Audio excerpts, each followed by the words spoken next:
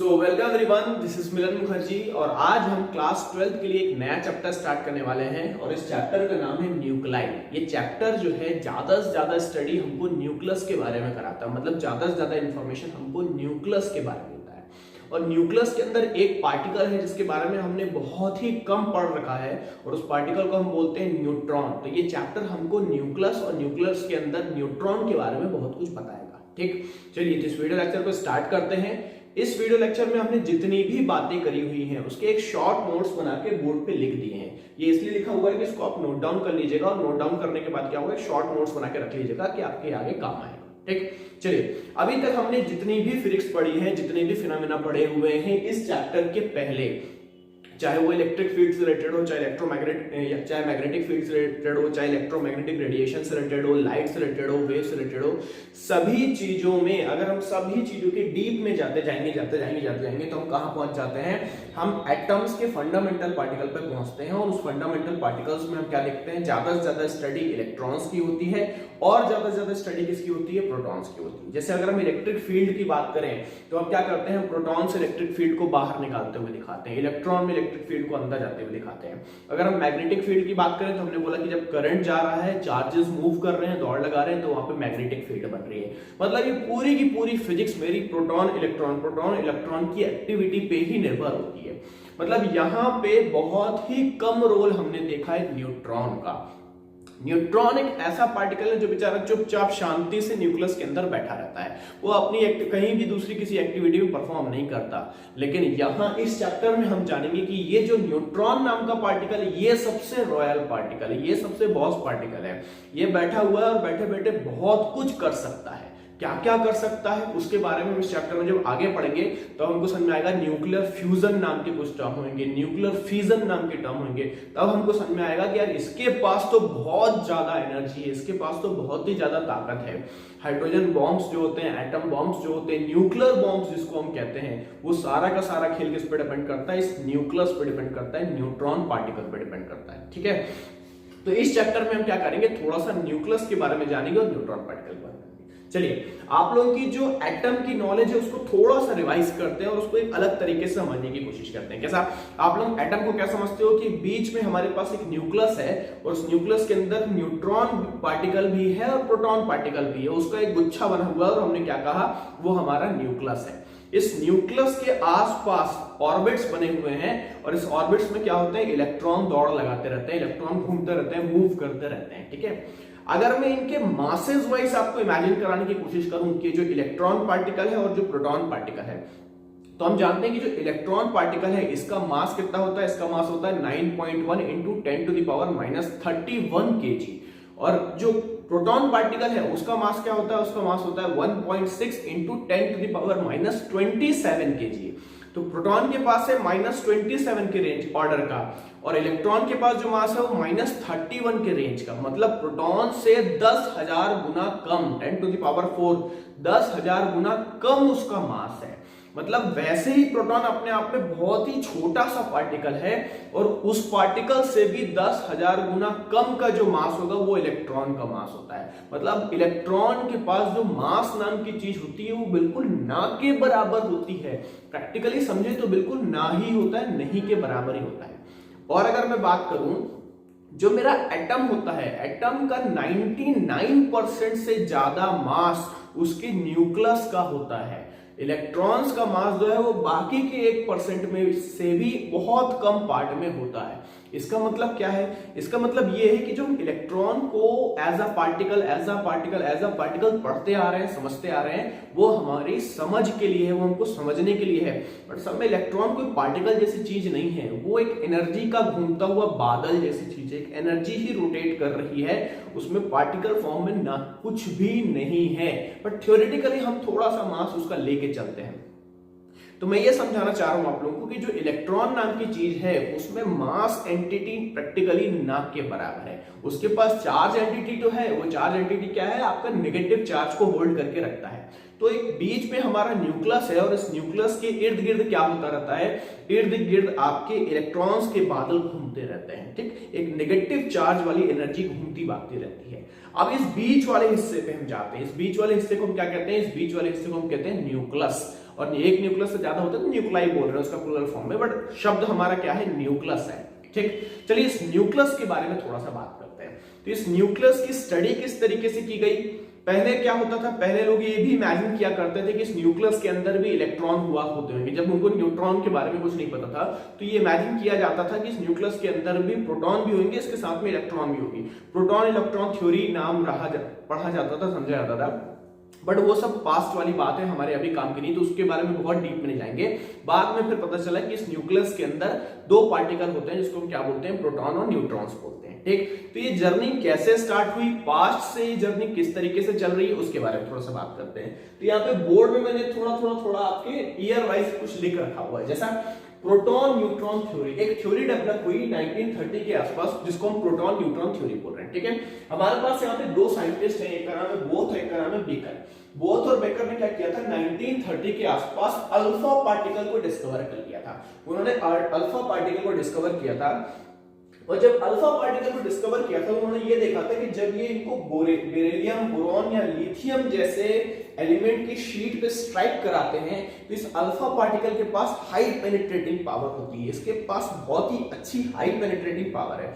अब ये high penetrating power क्यों आएगी, कैसे आएगी, इसके बारे में बात करें तो ये जो हाई पेनिट्रेटिंग पावर है, इसका मतलब ये है कि इसके अंदर के जो पार्टिकल्स हैं वो पार्टिकल बहुत ज्यादा इलेक्ट्रिक फील्ड या मैग्नेटिक फील्ड से डिफ्लेक्ट नहीं होते हैं। अगर मैं उसकी स्पीड बढ़ाता जाऊं तो उसकी स्पीड बढ़ती जाती है, और हाई स्पीड के साथ क्या होता है, पेनिट्रेटिंग पावर ज्यादा होती है। मतलब वो बाहरी एलिमेंट से, जिसको हम मोस्टली फील्ड्स की बात कर रहे हैं, इलेक्ट्रिक फील्ड और मैग्नेटिक फील्ड की बात कर रहे हैं, बाहर की इलेक्ट्रिक फील्ड और मैग्नेटिक फील्ड से बहुत ज्यादा डिफ्लेक्ट नहीं हो रही है और एक हाई पेनिट्रेटिंग पावर रख रही है। तो यहां से क्या हुआ, 1930 के आसपास अल्फा पार्टिकल के बारे में इंफॉर्मेशन मिली और अल्फा पार्टिकल के हाई पेनिट्रेटिंग पावर के बारे में भी जानकारी मिली। ठीक, चलिए उसके बाद 1932 के आसपास जाते हैं, एक साइंटिस्ट है उनका नाम है जेम्स चैडविक।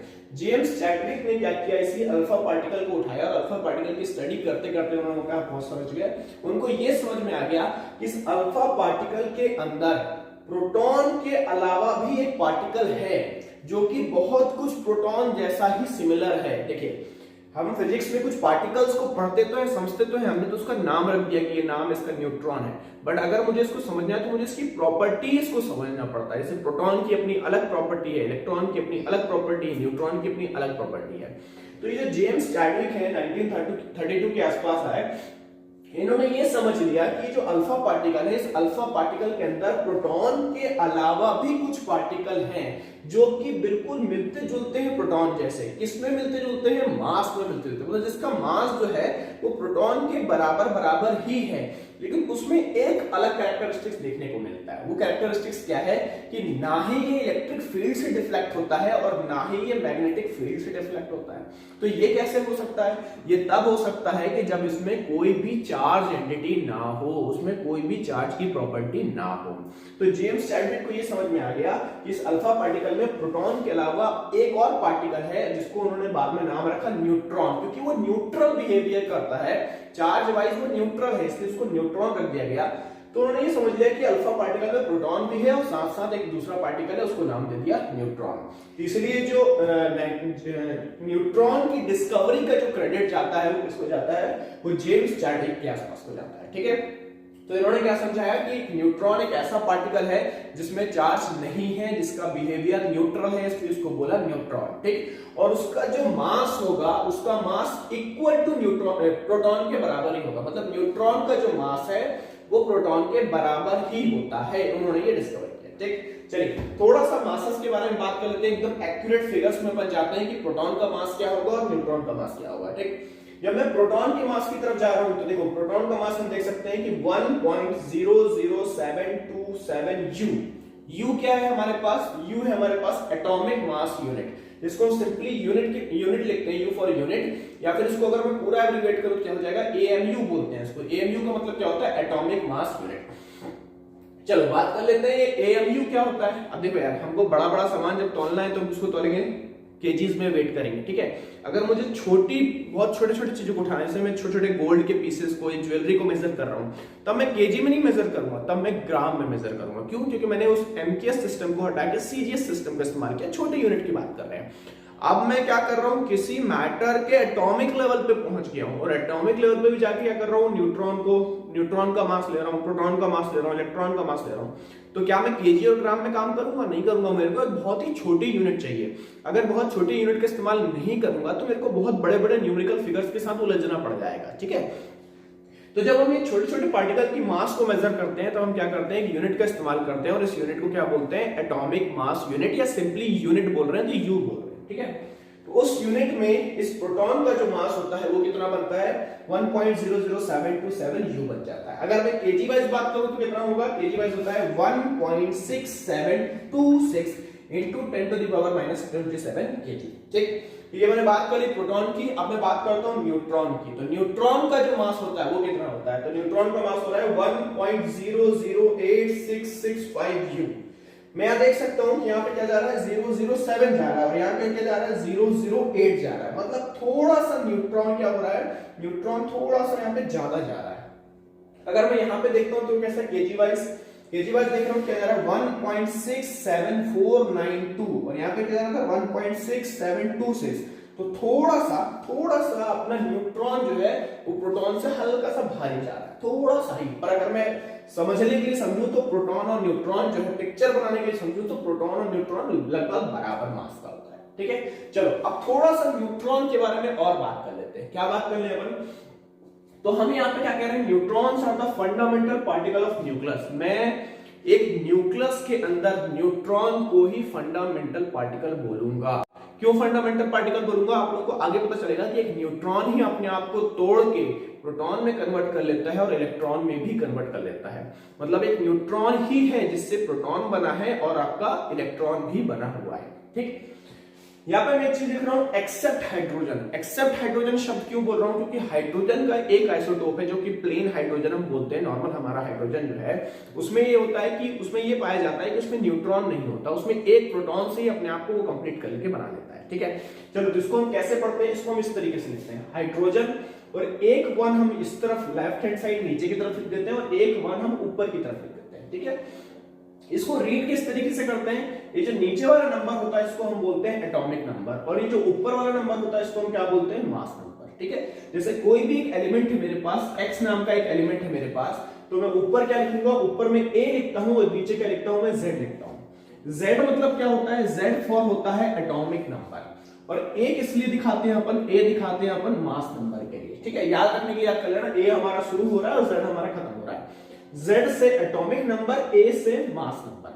अब एटॉमिक नंबर नाम की चीज क्या है, तो सीधे से एक बात दिमाग में रख लो कि Z मतलब एटॉमिक नंबर, और इसका मतलब हुआ नंबर ऑफ चार्ज एंटिटीज। क्या बोला आपने, ये जो Z है वो उस पार्टिकल के चार्ज एंटिटी को बता रहा है, या उस एलिमेंट के चार्ज एंटिटी को बता रहा है, ठीक है। चलो तो दिमाग में रखने के लिए हम लिख देते हैं कि Z हम किस लिए दिखाते हैं, Z हम दिखाते हैं नंबर ऑफ चार्ज एंटिटी।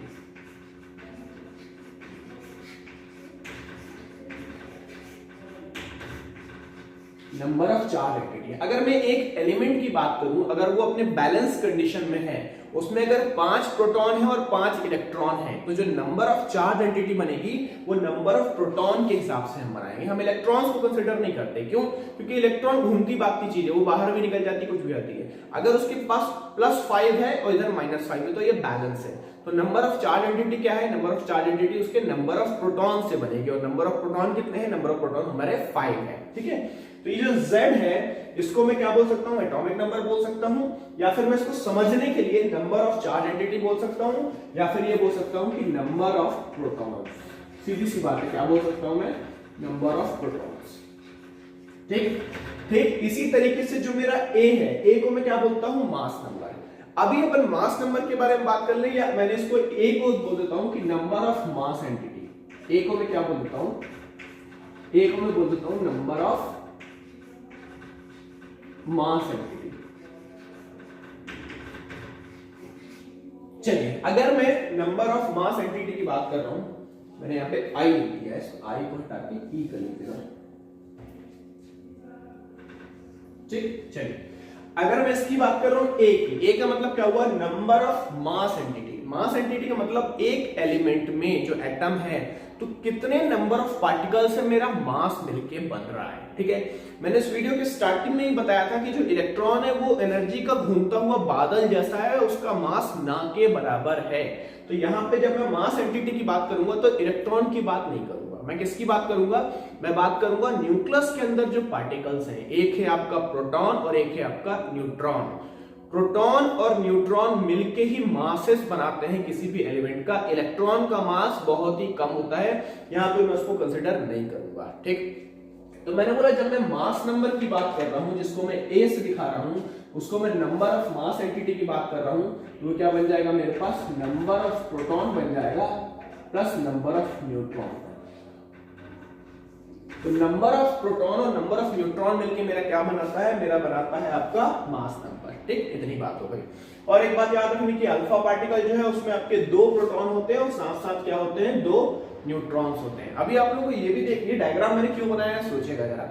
मैंने बोला एक न्यूक्लियस के अंदर एक छोटे से एरिया के अंदर एक प्रोटॉन के साथ एक और प्रोटॉन रखा हुआ है। अब जबकि प्रोटॉन का बिहेवियर क्या है, प्रोटॉन का बिहेवियर यह है कि एक दूसरे को ये रिपल करते हैं। रिपल करने के साथ साथ यहाँ पे मैं क्या देख पा रहा हूँ, यहाँ पे मैं देख पा रहा हूँ कि ये दोनों प्रोटॉन अपने में पास पास चिपक के बैठे हुए हैं। तो उनमें रिपल्शन क्यों नहीं हो रहा है, यार रिपल्शन हो रहा है तो क्या रिपल्शन से भी बड़ा कोई अट्रैक्टिव फोर्स है जो इनको बांध के रखा हुआ है। तो यहाँ पे आप लोगों के माइंड में क्वेश्चन ड्रॉप कर रहा हूं मैं कि एक न्यूक्लियस के अंदर 2 प्रोटॉन आपस में चिपक के किस तरीके से रहते हैं, उनके बीच में फोर्स ऑफ अट्रैक्शन क्या बनता है, उसके बारे में थोड़ा सा आप लोग स्टडी कीजिएगा और मेरे से डिस्कस कीजिएगा आगे के व्हाट्सएप ग्रुप में, या फिर कि आप ये चीज कैसे होती है। ठीक है, तो एक माइंड में आप लोगों के डाउट छोड़ के जा रहा हूं मैं, और ये डाउट अपन रिलीज करेंगे आगे के वीडियो लेक्चर में। ठीक, चलिए उसके बाद थोड़ा सा और बात कर लेते हैं कि neutron is an uncharged particle. हम जानते हैं न्यूट्रॉन कैसा है, हमारा अनचार्ज पार्टिकल है, having mass equal to that of proton. उसका मास जो है प्रोटॉन के बराबर होगा, या फिर बोल सकते हैं एक्यूरेटली कि लिटिल हेवियर देन प्रोटॉन, उसका मास प्रोटॉन से थोड़ा सा ज्यादा होगा। ठीक, न्यूट्रॉन को हम लिखते किस तरीके से, न्यूट्रॉन को हम इस तरीके से लिखते हैं, n लिखते हैं, इधर 0 लिखते हैं, इधर इसका 1 लिखते हैं। चलो न्यूट्रॉन की बात, नीचे क्या आएगा मेरे पास, एटॉमिक नंबर। एटॉमिक नंबर मतलब उसकी चार्ज एंटिटी। क्या न्यूट्रॉन में चार्ज होता है, नहीं होता है, नहीं होता है, तो चार्ज एंटिटी क्या हो जाती है उसकी 0। ठीक, एक पार्टिकल की बात कर रहे हैं, उसका जो मास है, उसका मास किससे बन रहा है, उसी न्यूट्रॉन से बनता है, मतलब मास एंटिटी कितनी है, मास एंटिटी इसकी 1 है, तो ऊपर क्या लिखेंगे अपन 1। तो इस तरीके से हम क्या करते हैं, इस तरीके से हम न्यूट्रॉन को सिंबॉलिक फॉर्म में लिखते हैं। चलो प्रोटॉन की बात करें तो कैसा होगा, प्रोटॉन की बात हम ऐसे करेंगे। चलो हमने लिख दिया P, इसकी हम क्या बात कर रहे हैं, इसकी हम चार्ज एंटिटी की बात कर रहे हैं, मतलब एटॉमिक नंबर की बात कर रहे हैं। प्रोटॉन में चार्ज होता है, तो एक प्रोटॉन है, एक पार्टिकल है, चार्ज एंटिटी 1। तो हमने क्या कर दिया, यहाँ पे क्या नीचे की तरफ क्या लिख दिया, number of charge entity that is 1, जिसको बोला हमने एटॉमिक नंबर। अब बात करते हैं इसकी मास नंबर की। जब मास नंबर की बात करूं तो इसमें क्या है, मास एंटिटी है, हाँ प्रोटॉन में मास होता है कितना, एक ही पार्टिकल है तो एक ही होगा, तो ये क्या हो गया मेरे पास 1। अगर मुझे इसको ये 1U समझते हैं अपन, 1U का मतलब 1 यूनिट समझते हैं, अगर मुझे क्या करना है, मुझे इसको कन्वर्ट करना है केजी में, तो क्या करूंगा, एक कन्वर्जन लिख लूंगा। चलिए कन्वर्जन नहीं लिखा है अपन ने, बाद में समझ लेंगे इसको। तो ये क्या हो गया मेरे पास, ये प्रोटॉन की वैल्यू हो गई। अगर मैं इसी को इलेक्ट्रॉन की फॉर्म में लिखूं तो कैसा होगा, इलेक्ट्रॉन की फॉर्म में ये ऐसा हो जाएगा, इसको मैं E लिख देता हूं। चलिए अब मैं इसके देखो इसमें चार्ज कितना होता है, atomic number, charge entity, charge entity कितनी होगी, चार्ज एंटिटी, हाँ चार्ज है कितना है, चलो 1 लिख देते हैं। इसमें चार्ज कितना होता है 1, लेकिन ये चार्ज क्या पॉजिटिव होता है, नहीं नेगेटिव होता है। नेगेटिव होता है तो हम क्या लिखेंगे, हम लिखेंगे -1।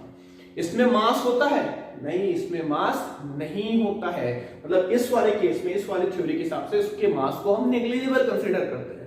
जब नेग्लिजिबल कंसीडर करते हैं तो इसका मास कैसे लिखते हैं, इसका मास हम यहाँ लिख देते हैं 0। ठीक है, तो इस एटम्स में और न्यूक्लाई वाले टॉपिक में हम क्या करते हैं, न्यूट्रॉन को, प्रोटॉन को और इलेक्ट्रॉन को इस तरीके से सिंबॉलिक फॉर्म में लिखते हैं। ठीक, चलिए एक पॉइंट के बारे में और बात कर लेता हूं। ये पॉइंट क्या बोलता है कि when a neutron is captured by a proton, a nucleus of heavy hydrogen is formed and highly energetic gamma rays are emitted। अभी मैंने हाइड्रोजन के नॉर्मल फॉर्म की बात करी थी, तो वो क्या बन रहा था मेरे पास, वो इस तरीके से बन रहा था। यहाँ पे क्या था, इस वाले खेल में नंबर ऑफ मास एंटिटी क्या है, एक ही है, मतलब वो खाली प्रोटॉन से बन रही है, उसमें न्यूट्रॉन नहीं है। लेकिन अगर एक प्रोटॉन को एक न्यूट्रॉन के साथ कैप्चर कर दिया जाए, एक प्रोटॉन एक न्यूट्रॉन आपस में कैप्चर हो गया, जब कैप्चर हो जाएगा तो क्या होगा, उसका मास बढ़ जाएगा, वो एक हेवी न्यूक्लियस बनाएगा, एक हेवी हाइड्रोजन बनाएगा। और जब ये हेवी हाइड्रोजन बनाएगा, जब वो आपस में कंबाइन होगा तो उसमें थोड़ा सा मास डिफेक्ट देखने को मिलता है। एक न्यूट्रॉन एक प्रोटॉन आपस में कंबाइन हुआ, उन दोनों की इनिशियल मास से थोड़ा सा कम मास बनता है। जब थोड़ा सा कम मास बनता है तो मास डिफेक्ट देखने को मिलता है। मास डिफेक्ट मतलब मास कम हो गया, मास कम हो गया तो कुछ एनर्जी रिलीज कर देता है। वो एनर्जी रिलीज होती है तो वो अलग अलग रेस के फॉर्म में रिलीज होती है। तो यहाँ पे हम पढ़ रहे हैं कि यहाँ पे highly energetic gamma rays are emitted, यहाँ से गामा रेज एमिट होती हैं। वो हल्क वाला आप लोगों ने देखा होगा, गामा रेज दिखाते हैं हाईली एनर्जेटिक। तो गामा रेज को सिग्निफाई करते हैं अपन बहुत ही हाईली एनर्जेटिक के फॉर्म में, एनर्जी बहुत ज्यादा है गामा रेज में। तो हमने बोला एक न्यूट्रॉन है एक प्रोटॉन है आपस में कंबाइन हुआ, थोड़ा सा मास डिफेक्ट हुआ, जितना मास डिफेक्ट हुआ उससे एनर्जी रिलीज हो गई, और एनर्जी किसके फॉर्म में रिलीज हुई, in the form of gamma rays के फॉर्म में। ठीक है, चलो एक तो आप लोगों को बताता हूं कि जो न्यूट्रॉन नाम की चीज है वो फ्री स्टेट में कभी भी नहीं पाई जाती। क्यों? वो फ्री स्टेट में अगर जैसी होगी तो वो हाईली अनस्टेबल हो जाती है, बिल्कुल बौखला जाती है, पगला जाती है, वो अपने आप को फ्री स्टेट में नहीं रख सकती। इतनी जो बौखलाहट की बात कर रहा हूं, इतना अनस्टेबिलिटी की बात कर रहा हूं, तो ये क्या बात होती है, ये बात होती है इसका रेडियो एक्टिव नेचर के बारे में, कि जो न्यूट्रॉन है अगर उसको मैं फ्री स्टेट में छोड़ दूंगा तो वो रेडियो एक्टिव हो जाता है। जब वो रेडियो एक्टिव हो जाता है इसका मतलब वो जल्दी से अपनी स्टेबिलिटी पाने की कोशिश करेगा, और जैसे वो स्टेबिलिटी पाने की कोशिश करेगा तो किस तरीके से स्टेबिलिटी पाएगा, तो ये न्यूट्रॉन क्या करेगा, ये अपने आप को प्रोटॉन में तोड़ देगा। न्यूट्रॉन क्या करेगा, अपने आप को प्रोटॉन में कन्वर्ट कर लेगा। जब अपने आप में प्रोटॉन में कन्वर्ट करेगा तो मैं देख रहा हूं कि इसका मास नंबर 1 है, तो अभी भी इसका मास नंबर वही का वही रहा, लेकिन इसका चार्ज कितना है, चार्ज एंटिटी 0 है, बट इस 0 से बढ़ के क्या बन जाएगी, 0 से बढ़ के 1 बन जाएगी। तो इसमें पॉजिटिव 1 चार्ज डेवलप हो गया, जो कि इसमें था ही नहीं था, तो क्या होगा, जितना इसमें पॉजिटिव चार्ज डेवलप हुआ है उतना ही क्या होगा, उतना ही नेगेटिव चार्ज भी डेवलप होगा। हम पहले पढ़ चुके हैं, हम जानते हैं every action is equal to opposite reaction. तो ये न्यूट्रॉन क्या करता है, अपने आप को एक प्रोटॉन में कन्वर्ट कर लेता है, और साथ साथ किसमें कन्वर्ट करता है, एक इलेक्ट्रॉन में भी कन्वर्ट कर लेता है। तो एक प्रोटॉन बनता है और एक इलेक्ट्रॉन बनता है। इसलिए हमने पहले पढ़ा हुआ था कि neutrons are the fundamental particles. ठीक, चलिए हमने देखा कि इसका प्रोटॉन भी निकला और साथ साथ क्या निकला, एक इलेक्ट्रॉन भी बन गया। अब इन दोनों के साथ साथ थोड़ी एनर्जी टाइप की चीज भी निकलती है, कुछ ऐसी चीजें भी निकलती है इसका कोई पार्टिकल समझ में नहीं आता, जो कि इनविजिबल सी होती है, इसका कोई नेचर नहीं है, लेकिन वो कुछ एनर्जी को बढ़ा घटा रही है वहां पे। तो क्या देखने को मिल रहा है, यहाँ पे एक और चीज निकलती है, इसको हम बोलते हैं एंटी न्यूट्रिनो। ये कैसा है, एंटी न्यूट्रिनो। अब ये क्वांटम फिजिक्स के लिए आप लोगों का एक नया शब्द आता जा रहा है। इस एंटी न्यूट्रिनो के बारे में या एंटी न्यूट्रिनो के बारे में आप लोगों को थोड़ा बहुत बताता हूं कि इसमें ना मास पाया जाता है, ना ये विजिबल होता है, ना कुछ होता है, ये खाली एनर्जी के फ्लेयर की तरह पाया जाता है। ठीक है, लेकिन हम फिजिक्स में क्या करते हैं, फिर भी इसको एक पार्टिकल समझ के चलते हैं, पढ़ने के लिए, रटने के लिए, समझने के लिए, और इसको नाम देते हैं एंटी न्यूट्रिनो। और साथ में क्या निकलता है, साथ में इसमें बीटा रेज भी निकलती हैं। तो एक इक्वेशन बना रहे हैं कि एक न्यूट्रॉन क्या करता है, अपने आप को एक प्रोटॉन में तोड़ लेता है, साथ साथ इलेक्ट्रॉन में तोड़ लेता है, कुछ एंटी न्यूट्रिनो पार्टिकल रिलीज होते हैं, जो कि आगे चल के आप क्वांटम फिजिक्स में पढ़ोगे, और फिर आगे चल के क्या होता है, थोड़ी सी बीटा रेज और एमिट होती है एनर्जी के फॉर्म में। ठीक है, तो आई होप समझ सकता हूं, मान सकता हूं कि आप लोगों को ये वीडियो समझ में आया होगा। बड़ा ही इंटरेस्टिंग टॉपिक है, बड़ा ही अच्छा चैप्टर है। मैं तो बोलता हूं कि एटम और न्यूक्लियाई वाला जो चैप्टर है वो एकदम कोर ऑफ द फिजिक्स है। आई थिंक सो कि इसको थोड़ा सा शुरू में होना चाहिए था ये चैप्टर, अगर स्टार्टिंग में होते तो बहुत फायदा मिलता, लेकिन मेरे हिसाब से मुझे लगता है कि जब आप बहुत सारे फिनोमिना को पढ़ लेते हो, समझ लेते हो, और आपके माइंड में क्यूरियोसिटी डेवलप होती है कि ऐसा क्यों हो रहा है, क्यों हो रहा है, क्यों हो रहा है, बेसिक में जाते हो, और जब आपके बेसिक्स और डिटेल में जानना चाहते हैं, क्यूरियोसिटी डेवलप करते हैं, तब आपको ये एटम और न्यूक्लियाई वाला चैप्टर प्रपोज दिया जाता है। तो जो एकदम मन लगा के पढ़ने वाले लोग हैं, डीप में जाके समझने वाले लोग हैं, उनके लिए ये चैप्टर फिजिक्स की बहुत अच्छी अंडरस्टैंडिंग बिल्ड करेगा, मेरे हिसाब से मानता हूं। ठीक है, तो इस चैप्टर को पढ़ना स्टार्ट कीजिए, समझना स्टार्ट कीजिए। अगर कोई भी डाउट आता है, कंफ्यूजन आता है, व्हाट्सएप पे मिलिए मुझसे, व्हाट्सएप पे बात कीजिए। अपन अगले वीडियो पे जाएंगे, अगले वीडियो में कुछ और टॉपिक्स के बारे में जानेंगे। इस साल का आपका जो 2020 और 2021 का जो सिलेबस है बहुत रिड्यूस कर दिया गया है। आई थिंक सो इस न्यूक्लाई वाले चैप्टर से बहुत ही छोटे छोटे 2-4 टॉपिक ही हैं, जैसे कंपोजिशन ऑफ न्यूक्लाई के बारे में बनेगा कि ये जो न्यूक्लाई का कंपोजिशन क्या होता है, किस चीज से बना होता है, उसके बारे में थोड़ा सा बनेगा। साइज ऑफ द न्यूक्लियस के बारे में थोड़ा सा बात कर देगा, उसका रेडियस के बारे में बात कर लेगा, थोड़ा सा उसके मास के बारे में बात कर लेगा। और फिर आगे चल के 2-4 टॉपिक ही हैं, जैसे कि आपका मास डिफेक्ट के बारे में बात कर लेगा, न्यूक्लियर फ्यूजन के बारे में पूछेगा, न्यूक्लियर फ्यूजन के बारे में पूछेगा, थोड़ा इन चीजों के बारे में। तो सिलेबस को जरा से एक बार उठाइएगा, सिलेबस को समझिएगा और सिलेबस को समझने के बाद उस हिसाब से स्टडी कर लीजिएगा। लेकिन अगर आप आगे चल के आईआईटी जेईई या नीट्स की कोचिंग करते हो तब आपको इस चैप्टर को जरा डीप में समझना है, और आगे चल के जो भी गवर्नमेंट जॉब्स वगैरह भी आती है इसमें भी ये चैप्टर काफी अच्छा रोल निभाता है। ठीक है, तो इसको समझिए। मिलते हैं अपन अगले वीडियो में। Bye bye, thank you so much, bye bye.